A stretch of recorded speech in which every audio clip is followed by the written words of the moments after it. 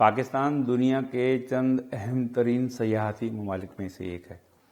یعنی ویسے دیکھا جائے تو پاکستان کا رقبہ دنیا کے کئی ملکوں سے بہت کم ہے، لیکن اس میں جتنے سیاحتی حوالے سے جو بھی اہم خطے ہیں، پہاڑ، دریا، صحرا، کھیت کھلیان، میدانی علاقے، ساحل سمندر، جس چیز جو بھی قدرت کا مظہر ہے، جس طرح کے شیپ دنیا میں زمین کے پائے جاتے ہیں، جنگلات ہو، خشک علاقے، وہ سب یہاں بے وقت موجود ہیں. اور مکران اور بلوچستان کے ساحلوں سے لے کے سندھ اور پنجاب کے میدانوں اور شمالی علاقہ جات، خیبر پختونخوا، گلگت اور کشمیر کے پہاڑوں سمیت یہاں پہ مناظر کی بے تحاشا ورائٹی موجود ہے، جو کہ عام طور پہ ملکوں کو یہ اتنا سب کچھ نصیب نہیں ہوتا. دنیا کے 3 بلند ترین جو پہاڑی سلسلے ہیں وہ ہیں ہمالیہ، قراقرم اور ہندو کش. اور یہ تینوں پہاڑی سلسلے بڑی آب و تاب اور اپنی بلند چوٹیوں کے ساتھ پاکستان میں موجود ہیں. اب آپ یہ دیکھیں کہ میں اسلام آباد میں رہتا ہوں. اسلام آباد مرگلا پہاڑ کے دامن میں ہے، اور مرگلا پہاڑ کوہ ہمالیہ کا حصہ ہے. کشمیر کا بھی اتنا علاقہ یہ سب کوہ ہمالیہ کا حصہ ہے، تو ہمالیہ میں تو ہم خود رہتے ہیں.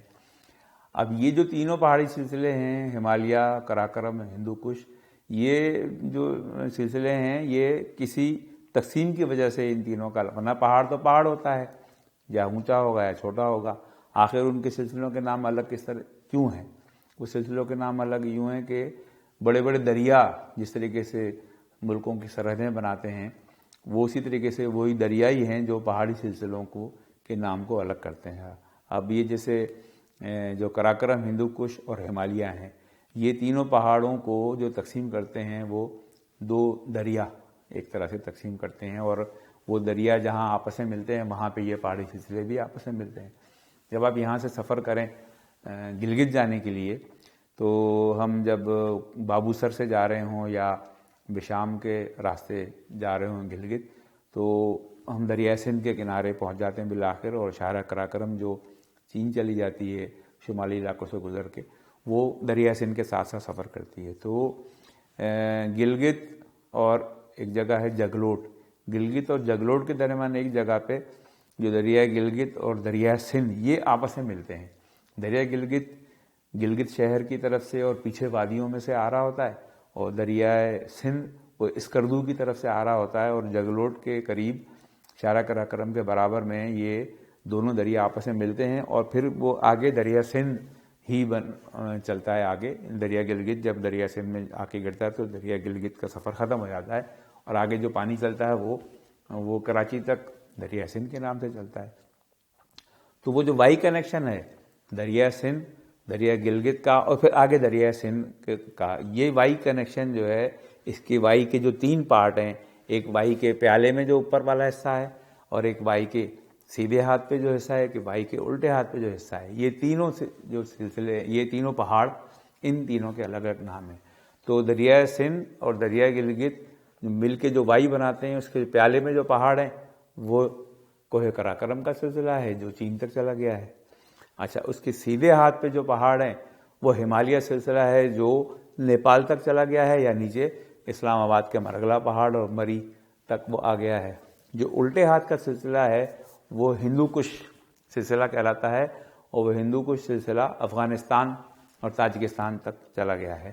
اور جو پیالے کا اوپر والا پورشن ہے وہاں اس میں اسی میں شاہراہ قراقرم سفر کرتی ہوئی جب چین میں داخل ہوتی ہے تو وہاں سارے پہاڑ ختم ہو جاتے ہیں، اور وہاں پہ ایک بلند ترین علاقے ہیں جو سطح مرتفع پامیر کہلاتے ہیں، جو دنیا کے بلند ترین علاقے ہیں. ان بلند ترین پامیر کے علاقوں کو عبور کر کے جب آپ دوسری طرف اترتے ہیں تو ایکچولی وہ اس میں آپ چین میں داخل ہوتے ہیں. تو یہ جو 3 عظیم پہاڑوں کے سلسلے ہیں وہ سارے پاکستان کے اندر ہی ایک دوسرے کے آمنے سامنے آتے ہیں.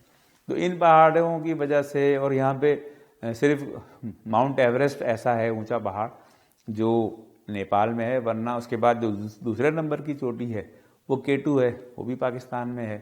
اس کے علاوہ جو سب سے خطرناک پہاڑ دنیا کا تصور کیا جاتا ہے وہ نانگا پربت ہے، وہ بھی یہیں ہمالیہ ہی میں ہے، لیکن وہ پاکستان کی حدود میں ہے. دنیا کا خوبصورت ترین پہاڑوں میں سے ایک ہے راکا پوشی. راکا پوشی بھی شاہراہ قراقرم کے قریب ہنزا کے اندر موجود ہے. تو یہ دنیا کے عالی شان، بلند ترین، خطرناک اور خوبصورت اور برف پوش اور پہاڑ اور گلیشیئر اور ان سے نکلتے ہوئے ندی، نالے، دریا، یہ سارے کے سارے ہمیں اس چھوٹے سے ملک میں وہ سارے مناظر مل جاتے ہیں. یہ بھی صرف ایک طرف ہے، جبکہ پاکستان کے صحرا اور میدان اور ساحل، وہ ان کی تو بات، وہ تو قصہ ہی اور ہے. تو میں ان پہاڑوں کا اور ان سب وادیوں کا میں عاشق ہوں. میں اکثر ان کے اندر جاتا رہتا ہوں. جب بھی مجھے موقع ملے میں گھومنے چلا جاتا ہوں. اور اب تو دوست احباب جو شوقین ہیں وہ بھی آتے ہیں تو مجھے پکڑ کے ساتھ لے جاتے ہیں. تو 1-2 سال پہلے کی بات ہے، ہم جا رہے تھے خنجراب پاس. تو خنجراب جانے کے لیے پہلے آپ یہاں سے نکلتے ہیں کاغان ناران بابوسا ٹاپ سے گزر کے، پھر آپ گلگت پہنچتے ہیں، گلگت سے ہنزا پہنچتے ہیں، ہنزا کے بعد آگے عطا آباد جھیل اور سست، وہاں سے ہوتے ہوئے بالآخر آپ پاکستان اور چین کے بارڈر پہ جو دنیا کا بلند ترین راستہ ہے 16,000 فٹ کی بلندی پہ، جس بلندی کے پہاڑ اس سے کم بلندی کے پہاڑ یورپ میں ہیں، جس بلندی پہ راستہ جاتا ہے. تو وہ وہاں آپ لوگ پہنچتے ہیں اور سامنے ان کو چین کی حدود ہے اور دوسری طرف چین کا علاقہ دیکھ کے بڑے خوش ہوتے ہیں. وہ بھی بڑا خوبصورت علاقہ. تو ہم جب جا رہے تھے وہاں ہنزا سے ہم نکلے جس دن خنجراب جانے کے لیے، تو ہنزا سے عطا آباد جھیل سے آگے جائیں تو ایک بڑی خوبصورت پہاڑی سلسلہ ہے جس کو جو پھسو کہلاتا ہے، جن میں وہ ان پہاڑ کی عجیب اتنی بے شمار ہزاروں سینکڑوں نوکیں ان پہاڑوں کی ایسے نکلی ہوئی ہیں اور ان میں برف اٹکی ہوئی ہے جیسے کسی زمانے میں گھر کی دیواروں پر سے چور وغیرہ کو پھلانگ کے آنے سے روکنے کے لیے دیوار کے اوپر سیمنٹ میں بوتلیں توڑ کے ان کے شیشے وہ اس میں سیمنٹ میں پلستر کرتے ہوئے لگا دیے جاتے تھے تاکہ کوئی ان دیواروں کے اوپر سے پھلانگ کے نہ آ سکے، اس لیے کہ وہاں تیز دھار چھریوں کی طرح شیشے لگے ہوئے. تو جس طریقے سے وہ دیواروں پہ شیشے یوں لائن سے نکلے ہوتے تھے اور چمکتے بھی تھے وہ دھوپ میں، سیم اسی طرح کے پہاڑی پھسو کونز ہیں کہ لگتا ہے کہ پہاڑ کی چوٹیوں میں کسی نے سفید سفید سفید بہت سارے شیشے ڈال دیے ہیں جو چمک رہے ہیں. تو وہ بہت خوبصورت منظر ہے. نیچے دریا ہنزا بہہ رہا ہے بہت بڑے میلوں وسیع پاٹ میں. تو جب اس جگہ لوگ پہنچتے ہیں پھسو میں، جہاں پہ یہ سارے پھسو کے پہاڑ جن کو لوگ وہ پھسو کونز کا نام دیا گیا ہے، وہاں پہنچتے ہیں تو اکثر لوگ وہاں گاڑیاں روک دیتے ہیں اور خاصی دیر تک کھڑے ہو کے ان پہاڑوں کو دیکھ کر لطف اندوز ہوتے ہیں. تو ہم جب پہنچے تو ہم نے بھی اپنی گاڑی روک لی. تو جب میں وہاں روکی تو ہمارے برابر میں ہی ایک کوسٹر آ کے کھڑی ہوئی جس میں یورپین بہت سارے سوار تھے. وہ بھی سب اتر کے اور کھڑے ہو کے مبہوت ہو کے دیکھے جا رہے تھے ان پہاڑوں کو.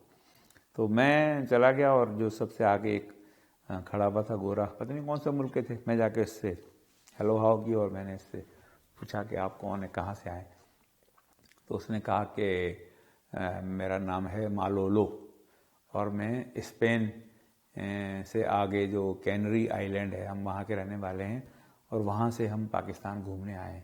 تو میں نے کہا کیسے آپ کو پتہ چلا پاکستان کے بارے میں؟ کہنے لگے وہاں پہ ایک ٹریول ایجنٹ تھا، ٹورزم کا کام ہے اس کا. اس نے کہا کہ میں آپ کو دنیا کے سب سے خوبصورت اور سب سے بلند پہاڑ دکھاؤں گا اور میں آپ کو وہاں لے کے جاتا ہوں.